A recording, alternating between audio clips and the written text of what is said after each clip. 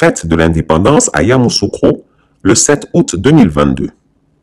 Une concentration de forces militaires sur la ville de Yamoussoukro est notable depuis le début de la semaine. Les forces de la marine et des forces spéciales y sont déjà. La tension est palpable.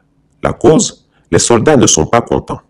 Leurs exigences n'ont pas été satisfaites, à savoir les 49 soldats ivoiriens toujours détenus au Mali, les 5 millions de francs CFA non payés et dus aux soldats.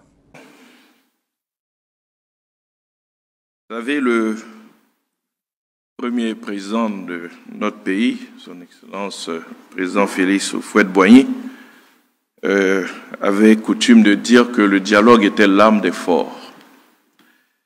En ce qui concerne la situation de nos soldats, la Côte d'Ivoire a privilégié le dialogue. Le président du Togo s'est porté volontaire pour assurer une médiation et les discussions sont en cours donc, concernant le sujet de nos 49 soldats. Ce que je peux dire à l'endroit des familles, c'est de faire confiance en l'État, de faire confiance au chef de l'État. Vous savez, quand notre pays s'est battu pour que des citoyens qui avaient décidé de s'exiler puissent rentrer en toute sécurité, il n'y a pas de raison que ce pays ne se batte pas avec la même énergie pour que ses fils et ses filles en mission officielle ne regagnent donc leur pays. Nous pouvons les assurer que tout est mis en œuvre pour que nos soldats rejoignent leur famille, rejoignent leur patrie, rejoignent leur pays.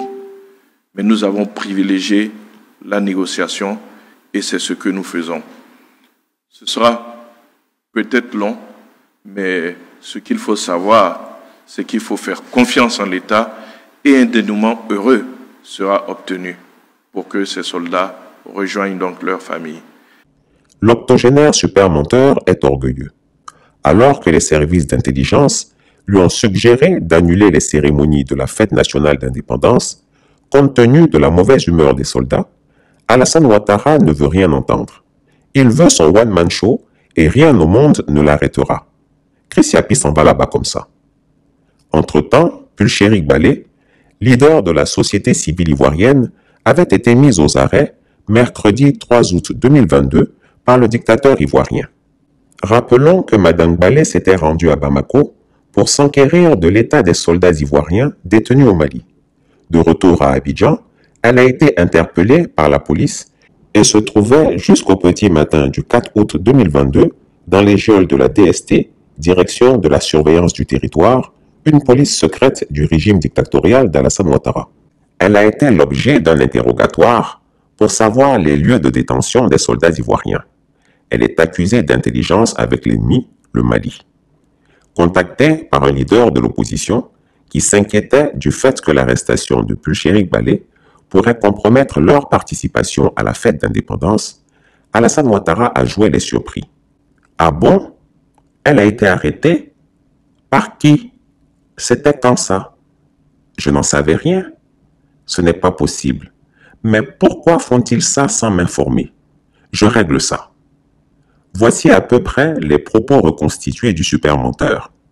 En réalité, il faut le savoir, rien ne se fait dans la République de Ouattara sans l'accord préalable du despote des lagunes. Il a consenti à libérer Pulchérik Balé pour ne pas compromettre sa grande messe qu'il organise le 7 août 2022. Wait and see. Bonjour à tous, je suis Pulchérik Balé, je viens d'être libéré. Merci à tous pour vos prières. Chris Yapi ne ment pas. Retrouvez Chris Yapi sur son nouveau compte Twitter, ses 2 chaînes YouTube, sa chaîne Dailymotion, Instagram et Mediapart.